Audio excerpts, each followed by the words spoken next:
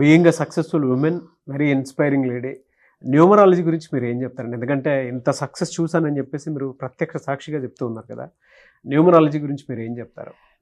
Numerology గురించి అంటే ప్రతి ఒక్కరికి సక్సెస్ అంటే డబ్బు కాదు, వ్యాపారం కాదు, రాజకీయం కాదు, ఇంకా కాదు.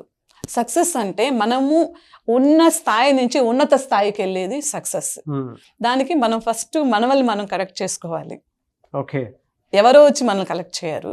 ఒక న్యూమరాలజీలో మనకి ఏదైతే ఇప్పుడు చూస్తుంటాం మనం, గ్రహబలం అని, తర్వాత తారాబలం అని, ఇలాంటివి అవి కొంతవరకు పనిచేయచ్చేమో కానీ మనల్ని మనం కరెక్ట్ చేసుకుంటే మనకి ఏదైతే ఒక అదృష్టాన్ని కలిగించే నవరత్నాల్లో ఏదైతే రత్నం ఉంటుందో దాన్ని మనం ధరించినట్టయితే ఉన్న స్థాయి నుంచి ఉన్నత స్థాయికి వెళ్ళొచ్చు అనే దానికి నేను ప్రత్యక్ష సాక్షి. గ్రేట్ అండి, congratulations once again doctor Kiran Nehru. ఆమె ప్రెసిడెంట్ ఆఫ్ ఇండియా రామ్నాథ్ కోవిందర్ అవార్డు తీసుకున్నారు. మన నరేంద్ర మోడీ గారితో మీట్ అయ్యారు. అన్ని డిస్ప్లే చేస్తాను అంటే ఆమె ప్రెసిడెంట్ మర్చిపోయారు. ఆగిపోలేదు ఇంకా, అంటే she is continuing her journey. And ఆమె ఇప్పుడు రైల్వేస్ లో లేడీ హోస్టెస్ ఏమంటారు దాన్ని, రైల్ హోస్టెస్, ఆ ప్రపోజల్ ఆమె తీసుకొచ్చారు. గవర్నమెంట్ ఆమె ప్రపోజల్ యాక్సెప్ట్ చేశారు. హైదరాబాద్ లో వందే భారత్ ట్రైన్ అప్పుడు గవర్నర్ పక్కన ఆమె ఉన్నారు, ఓపెనింగ్ ఫ్లాగ్ అప్పుడు. సో ఆమెకి ట్రైన్ లో ఫ్రీ పాస్ వందే భారత్ లో. సో ఇంతటితో నా సక్సెస్, నా జర్నీ ఆగలేదండి. Journey it's not destination, it's a journey. చాలా పెద్ద పెద్ద ప్లాన్స్ లో ఉన్నారు. ఇప్పుడు తిరుపతి క్లీనింగ్ కి ఆ వేస్టేజ్ అంతా కూడా ఆమె గవర్నమెంట్ దగ్గర లెటర్ తెచ్చుకొని స్టార్టెడ్ ఎ ఫ్యాక్టరీ దేర్. ఆ క్లీనింగ్ పిఎం యోజన కింద ఒక ఫ్యాక్టరీ, స్వచ్ఛ భారత్ కింద ఒకటి చేస్తున్నారు. ఇప్పుడు hydrogen, green hydrogen Chandrababu introduce చేస్తున్నారు, ప్రాజెక్ట్ వర్క్ లో ఉంది. వాళ్ళ సన్ అది శాంక్షన్ అయిందంటే వీళ్ళు ఇంకెక్కడో ఉంటారు. సో ఇంతటితో నా జర్నీ ఆగలేదు. 2012లో అంటే పిల్లల ఎడ్యుకేషన్తో కొంచెం ఆగాను. మళ్ళీ 2016లో రైల్ హోస్టెస్, ఎయిర్ హోస్టెస్ ఉన్నారు, రైల్ హోస్టెస్ని ఎందుకు పెట్టకూడదు అనే ప్రపోజల్ అప్పటి రైల్వే మినిస్టర్ సురేష్ ప్రభు గారికి నేను ప్రపోజల్ ఇచ్చాను. ఇచ్చినప్పుడు సార్ అడిగారు, నువ్వు ఇచ్చిన ప్రపోజల్లో ప్రత్యేకత ఏముంది, ఇప్పుడు ఆల్రెడీ ట్రైన్లో పనిచేస్తున్నారు అన్నప్పుడు నేను సార్కి ఎక్స్ప్లెయిన్ చేశాను. సార్, రైల్వేలో ఉద్యోగాలు కావాలంటే ఆర్ఆర్బి రాయాలి, రైల్వే రిక్రూట్మెంట్ బోర్డు, లేదు ఐఆర్ఎస్, లేదు ఎనీ టెక్నికల్ అండ్ టెక్నాలజీ, ఇవి తప్ప రైల్వేలో జాబ్స్ లేవు. First one. సెకండ్ వన్ ఏంటంటే 3 గంటలు ప్రయాణం చేసే ప్రయాణికులకి అన్ని సదుపాయాలు మనం ఇస్తున్నాం. ఈవెన్ లగేజ్ సర్దించడం దగ్గర నుంచి వాళ్ళు దిగే వరకు మనం వాళ్ళని ప్రొటెక్ట్ చేస్తున్నాం. ఫ్లైట్లో ఏది కావాలన్నా ఒక్కొక్కసారి ఫ్లైట్ ఛార్జీల కన్నా కూడా ట్రైన్ ఛార్జీలు ఎక్కువ ఉంటాయి. ఫ్లైట్ ఛార్జీలు తగ్గిన 2000 కూడా ఫ్లైట్ టికెట్లు దొరుకుతాయి, కానీ ట్రైన్ టికెట్ ఎప్పుడు తగ్గిన దాఖలాలు లేవు. అలాంటిది ఫస్ట్ క్లాస్ ఏసీలో అన్ని గంటలు ప్రయాణం చేసే వాళ్ళకి మనం ఈ సర్వీస్ ఇచ్చినట్టయితే, ఇందాక మనం అనుకున్నాం నిరుద్యోగ సమస్యని తీర్చడానికి 10th ఇంటర్మీడియట్ వాళ్ళకి మనం ఒక స్కిల్ డెవలప్మెంట్ పెట్టి హోస్టెస్ అని వీళ్ళకి ట్రైనింగ్ ఇచ్చినట్టయితే దాదాపు 10 లక్షల మందికి ఉద్యోగ అవకాశాలు వస్తాయని చెప్పి ప్రపోజల్ ఇచ్చాను. గ్రేట్ అండ్ ఎంప్లాయ్మెంట్ క్రియేట్ చేయడం చిన్న విషయం కాదు, అది కూడా గవర్నమెంట్ తోటి మాట్లాడి క్రియేట్ చేయించడం అనేది. ఇంక ఐడియాస్ వస్తూనే ఉంటాయి. అంటే she tries for more employment, new thinking ఉంటారు. ప్రతి ఇయర్ నాకు కొత్త చెప్తుంటారు, నాకు వచ్చి ఇలా అనుకుంటున్నాను, ముందుకెళ్ళక్క నువ్వు ఖచ్చితంగా విజయం సాధిస్తావు. ఇప్పుడు గ్రీన్ హైడ్రోజన్ కూడా is a very unique project. I think first in AP and Telangana. ఇది స్టార్ట్ అయితే మాత్రం అక్క రేంజ్ వేరే లెవెల్, ఎంతో ఎంప్లాయ్మెంట్ ఉంటుంది అండ్ పొల్యూషన్ కూడా బాగా తగ్గుతుంది. 2016లో ప్రపోజల్ పెట్టాము. దీనిపైన మన కరికులం ఏర్పాటు చేయడానికి నాకు 1 year పట్టింది. అన్ని యూనివర్సిటీల్లో టైఅప్ అయ్యి ఒక స్పెషల్ కరికులం తయారు చేస్తాం దీని మీద. ఎలా ఒక ప్యాసింజర్ని ఎలా మనం హ్యాండిల్ చేయాలి, ఎలా హాస్పిటాలిటీ ఇవ్వాలి, ఎలాంటి వాళ్ళకి ఇవ్వాలి. ఒక జర్నీలో మనం ఫ్లైట్ ఎక్కేటప్పుడు అక్కడ కూర్చున్నామంటే జస్ట్ డిస్ప్లే మీద వస్తాయి ఏదో అవును. ఫ్లైట్ ఏదైనా మనకు గేట్ మారినా ఏదైనా కూడా అనౌన్స్ చేస్తారు. లేదంటే వాళ్ళ రైల్ క్రూ ఉంటారు, సారీ ఎయిర్ క్రూ ఉంటారు, క్యాబిన్ క్రూ. వాళ్ళు వచ్చి చెప్తారు, మీరు ప్యాసింజర్ మిస్ అయిందా, ఇదిగో పలానా గేట్ మీద ఫ్లైట్ వస్తుందని చెప్పి. కానీ రైల్వే స్టేషన్లో అలాంటి పరిస్థితి లేదు. అవును. ఏ ప్లాట్ఫామ్ మీద వస్తుందో తెలియదు, ఎన్నింటికి వస్తుందో తెలియదు, ఓన్లీ డిస్ప్లే. అలా కాకుండా రైల్ క్రూ అని పెట్టామంటే ఆ రోజు ఎవరైతే మనకు ఫస్ట్ క్లాస్ ఏసీలో ప్రయాణం చేస్తున్నారో వాళ్ళ ప్యాసింజర్స్ లిస్ట్ తీసుకొని వాళ్ళు ట్రైన్ ఎక్కే వరకు పలానా ప్లాట్ఫామ్ మీద మీ ట్రైన్ వస్తుంది, ఏమైనా అవసరమైతే ఆ లోపల ఏదైనా అసిస్టెన్స్ అయితే మేము చేస్తామనే ప్రపోజల్ దగ్గర నుంచి ట్రైన్ ఎక్కిన తర్వాత వాళ్ళకి లగేజ్ సర్దించి వాళ్ళు ట్రైన్ జర్నీ అయ్యే వరకు వాళ్ళకి హాస్పిటాలిటీ లేదా ఇంకేమైనా ఫిజికల్ ప్రాబ్లం వచ్చినా, తర్వాత వాళ్ళకి గైడెన్స్, వాళ్ళ జర్నీకి ఏదైనా అవసరమైతే ప్యాసింజర్ ఎక్కినప్పటి నుంచి ప్యాసింజర్ దిగేంత వరకు ప్రొటెక్షన్కి రైల్ హోస్టెస్ అని చెప్పి. మీకు నారీ శక్తి అని బిరుదు ఇవ్వటంలో తప్పులేదండి. నిజంగా doing great service, no doubt. అసలు పెట్టాము. పెట్టిన తర్వాత చెప్పాను, ఒక రోజుకి 18,650 ట్రైన్లు ట్రావెల్ అవుతున్నాయి. అందులో ఒక నిమిషానికి వచ్చి ఒక గంటకి నిమిషానికి లెక్కేసుకుంటే 2.5 కోటి మంది ప్రయాణం చేస్తున్నారు. ఒక రోజుకి 12.5 కోటి మంది ప్రయాణం చేస్తున్నారు సార్. అందులో 2.5 నుంచి 3 కోట్ల మంది ఫస్ట్ క్లాస్ ఏసీలో ప్రయాణం చేస్తారు.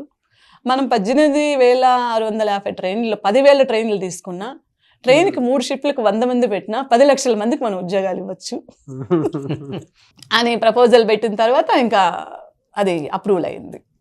2017లో నేను మళ్ళీ శ్రమశక్తి అవార్డు మన రాష్ట్ర ప్రభుత్వం నుంచి తీసుకున్నాను. సీఎం చేతుల మీదుగా, చంద్రబాబు నాయుడు గారి చేతుల మీదుగా శ్రమశక్తి అవార్డు తీసుకున్నాను. 18-19 నారీ శక్తి అవార్డు ప్రెసిడెంట్ ఆఫ్ ఇండియా దగ్గర నుంచి తీసుకున్నాను. ద్రౌపది ముర్ము గారి చేత డిస్కషన్ ఏదో నడిచిందని. అది 2023.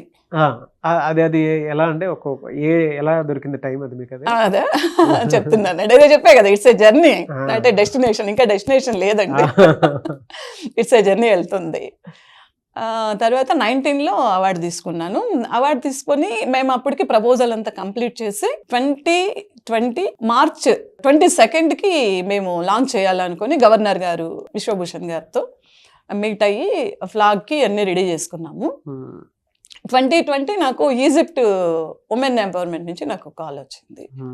అక్కడికి వెళ్ళి వరల్డ్ ఉమెన్ అవార్డు తీసుకున్నాను కైరోలో. అవార్డు తీసుకొని రావడము కరోనా రావడంతో 2 years అది పానిక్ టైం ఉంది. మళ్ళీ డిసెంబర్ 21 ఫస్ట్ తేజాస్ ఎక్స్ప్రెస్లో మా రైల్ హోస్టెస్ ఎక్కారు. ఇప్పటి వరకు నాన్ స్టాప్ రైల్ హోస్టెస్కి 2 సార్లు అప్రూవల్ ఇచ్చారు సెంట్రల్ గవర్నమెంట్. తర్వాత నేను దుబాయ్ ఎక్స్పోకి వెళ్ళి అక్కడ మా రైల్ క్రూ తరఫున నేను పార్టిసిపేట్ చేశాను. అక్కడ కూడా వరల్డ్ ఉమెన్ అవార్డు వచ్చింది. తర్వాత ఆ పానిక్ టైంలో ఏం చేయాలని చెప్పి చెత్త సేకరించి దాన్ని ఎరువుగా మార్చాలని చెప్పి అప్పుడు కూడా నేను మా తులసి నెహ్రూ అమ్మగారితోనే టైఅప్ అయ్యి ఆ అమ్మగారి సపోర్ట్తో ఎకోఫినిక్స్ వేస్ట్ మేనేజ్మెంట్ అని తిరుపతిలో స్టార్ట్ చేశాము. ఓకే. కరోనా టైంలో మీరు ఒకసారి యూట్యూబ్లో కూడా చూడొచ్చు. Very success. అంటే ఒక రోజుకి 100 టన్నులు ప్రాసెస్ చేయడం అనేది హై టెక్నాలజీతో, 100 టన్నులు హై టెక్నాలజీతో వెరీ సక్సెస్ఫుల్. అప్పుడు దాదాపు మన 16 జిల్లాల నుంచి కూడా వచ్చి కలెక్టర్లంతా కూడా ఆ ఫార్ములా తీసుకున్నారు. తీసుకొని ఇది స్వచ్ఛాంధ్రలో మళ్ళీ ప్రెసిడెంట్ అవార్డు వచ్చింది తిరుపతికి. కంగ్రాచులేషన్స్. ఎక్కడి నుంచో ఎక్కడికెక్కడికో జర్నీ.